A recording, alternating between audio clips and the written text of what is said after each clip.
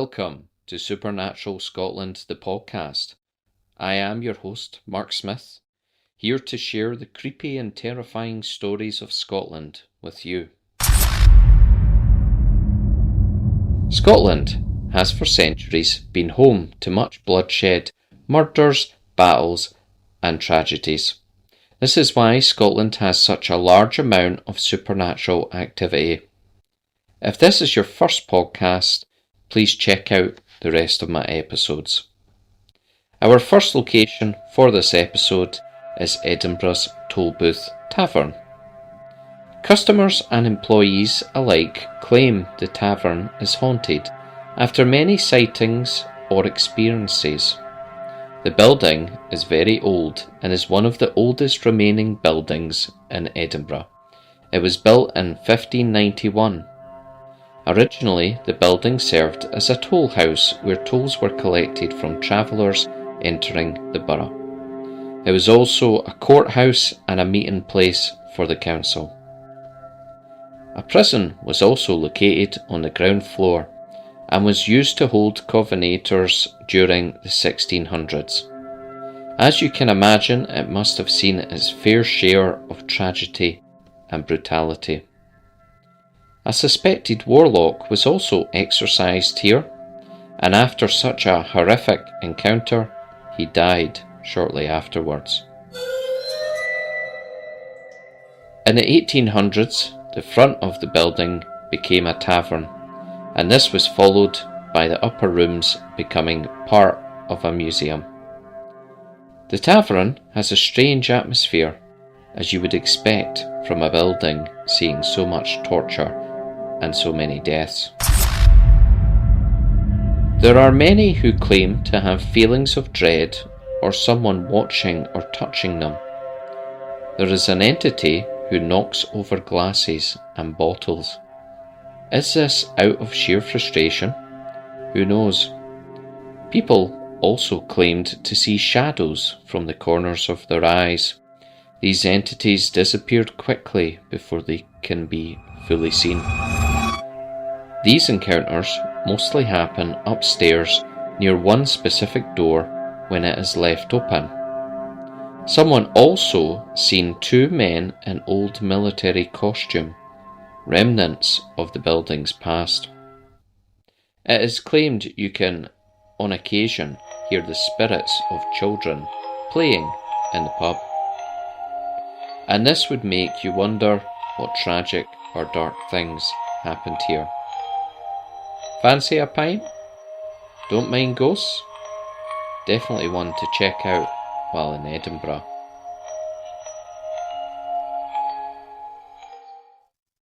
Our second location is Westbow House of Horrors, again in Edinburgh. Thomas Weir, or the Wizard of Westbow, was a respected member of the community and a high-ranking member of the army. Thomas was born in 1599 in Clydeside and moved to Edinburgh around 1649.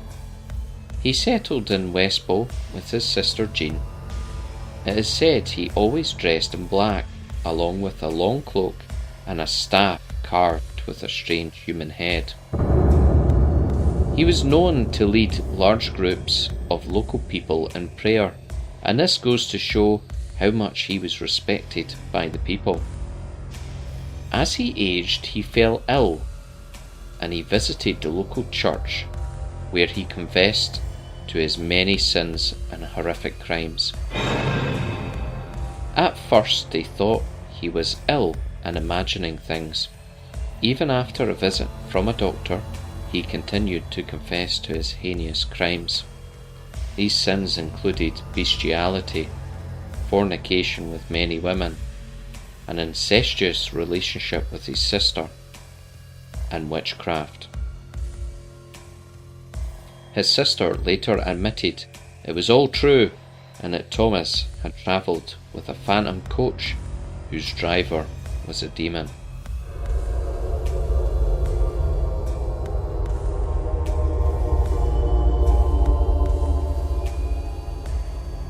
This was due to his relationship with the devil himself, She also claimed his dark powers came from the strange cane which he carried everywhere. The cane was apparently given to him by the devil, as were his magical powers. They were both taken to the Edinburgh Tolbooth and found guilty. It is here they received death sentences. Thomas Weir was executed in 1670 at Gallowlee. Then his body was burned along with his demonic stick. It is said the body and the staff took a surprising amount of time to burn. When asked for his last words, he said, "Let me alone, I will not. I have lived as a beast, and I must die as a beast." His sister was hanged at the Grassmarket. She refused to beg mercy and tried to remove all her clothes. His sister and what was left of his body were buried at the bottom of the gallows at Shrub Hill. The house was empty for years, as everyone was scared to live in a house of evil. Of course, people believed it to be haunted and cursed due to its last inhabitants. There were rumours of a ghostly coach pulled by 6 horses spotted waiting outside the house, and other demonic hauntings. After many years, an elderly couple bought the property, but they only lasted one night. They suffered a series of demonic beings before escaping and never returning to the property. The property was then demolished, eventually, to allow locals to forget about the terrible house and its dark history. It has now been discovered that the Quaker meeting house was built on that site. Part of the old house still exists today as toilet facilities. It is claimed to be haunted, as staff have reported seeing strange sightings or sounds, and some have claimed to actually see a man believed to be Thomas Weir himself passing through the walls, possibly looking for his former home.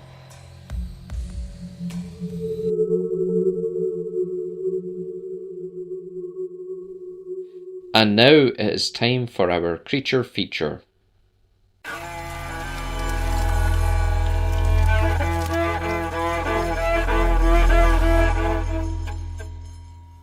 I'm starting this episode's creature feature off with the Ghost Piper of Clanyard Bay. It is said that many years ago a network of tunnels existed from the Cove of Grennan to the cliffs of Clanyard Bay. It was believed that fairies occupied the tunnels and caves. Fairies in Scottish folklore could be very dangerous, and due to this no one dared to enter in case they came face to face with the fairies. One day, a piper decided it was time someone entered the tunnels and caves. He took his dog with him.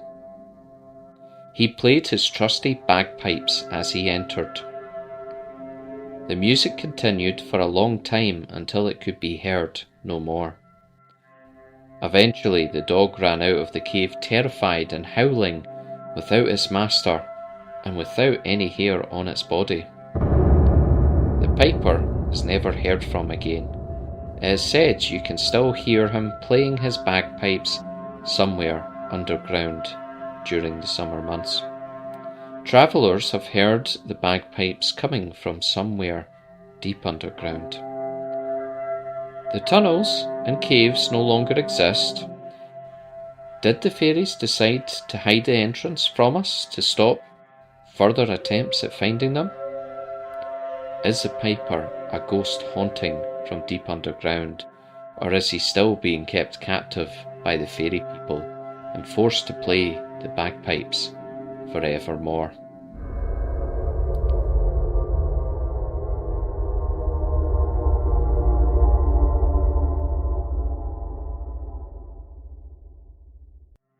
Our next creature is a redcap. A redcap is described as being an evil, murderous goblin or dwarf, who is short with a thick-set body and long teeth. They are also known for having skinny, long fingers with long nails or talons and large red eyes. They are found in the borders. They are said to occupy ruins of castles and buildings. They especially prefer ruins with a bloody history or known for evil happenings. The Redcap is named after his red hat, which is said to be soaked in the blood of his victims. Yes, that is right, the Redcap enjoys nothing better than murdering unsuspecting travellers when they take refuge in his lair. The Redcap throws large stones at his victims in attempts to kill them.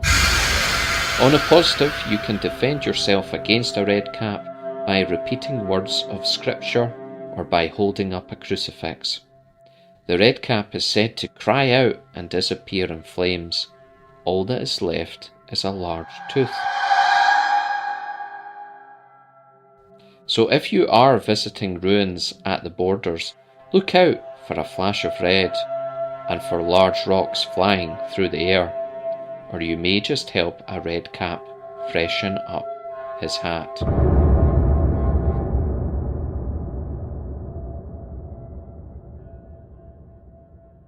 And that is the end of this episode. I hope you've enjoyed. And that is all for now. Goodbye.